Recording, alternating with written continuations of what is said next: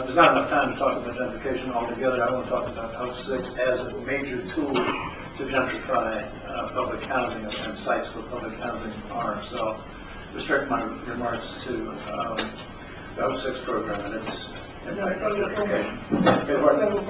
Yes, the Hope 6 is a federal program. It's the program that pays the bills for most of the demolition that's happened to public housing over the last 15 years.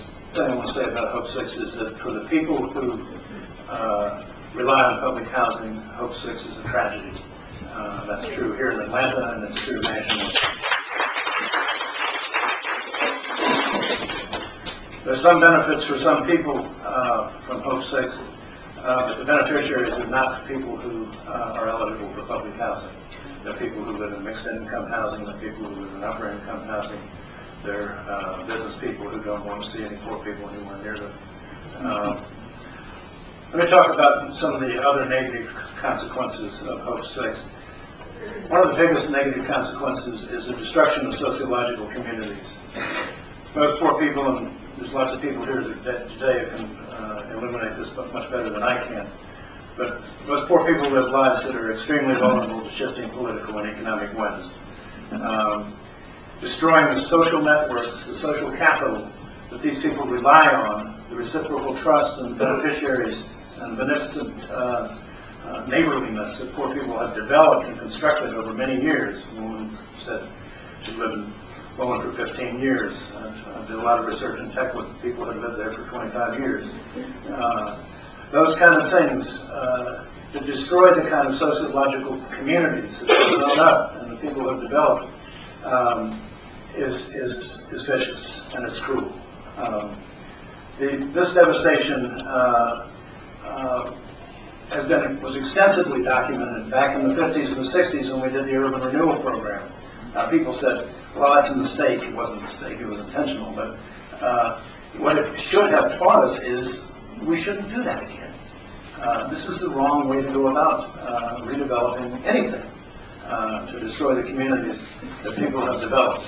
The second major point I want to make is that the Hope 6 program, particularly here in Atlanta, has destroyed much needed and very valuable housing for low-income people. And I want to dwell on that for a minute. That housing has not been replaced. We hear stories that it has, but it hasn't been. I just finished a book chapter for a book that's going to come out in about 6 months. And I've looked at housing needs in the city of Atlanta over the last 25 years, 30 years. It's been locked in at around 50,000 households. 50,000 low-income households are in need of standard housing or live in some kind of substandard housing situation.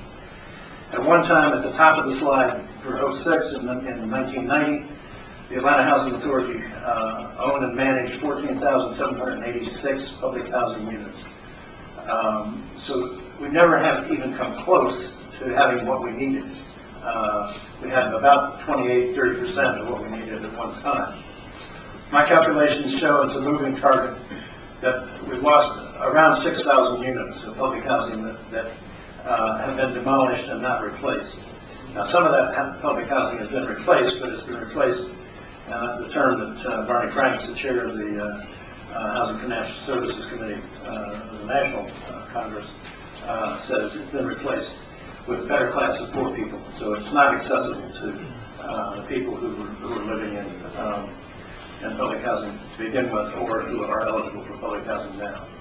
One of the myths that gets a lot of popularity, particularly in the AJC and the local media, is that vouchers or Section 8 certificates replace this housing. That's not true. It's simply not true. A housing unit ought to last 40 years if it's in decent shape. A housing unit at Techwood, that was a National Register of Historic Places development. It ought to have lasted a whole lot longer. And that land on which that housing is built is extremely valuable. Replacing that with a voucher that lasts 1 year, that's what the commitment for a voucher is today, 1 year. Replacing something that's going to last for 40 years and it occupies very valuable space in the city with something that's going to last a year is not a fair trade. not even close.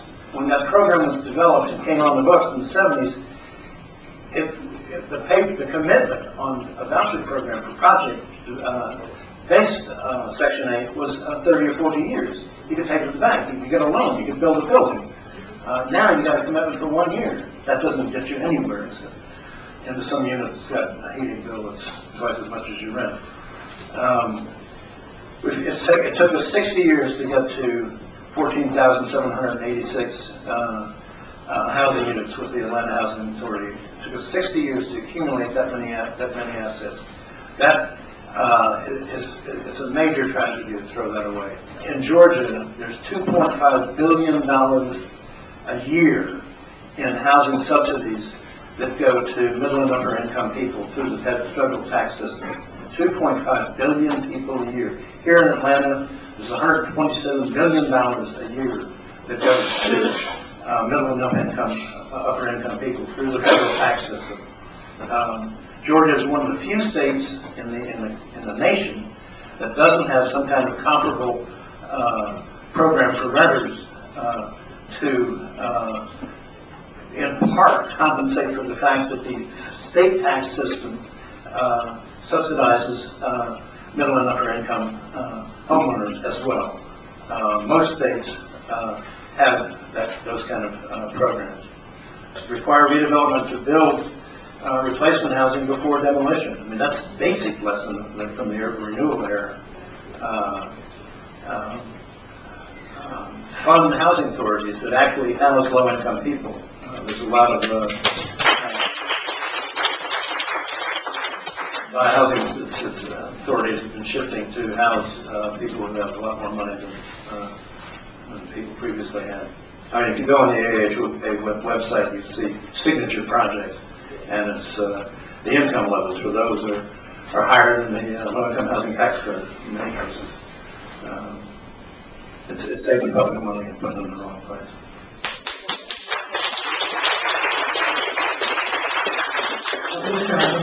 The way I explain that program to my students is it's an inverse welfare state program. The larger the house you have, the bigger the mortgage you have, the more money you have, the bigger subsidy you have. People on West Paces Ferry Road get 5 or 10 times the subsidy of 10 folks from Bone Homes.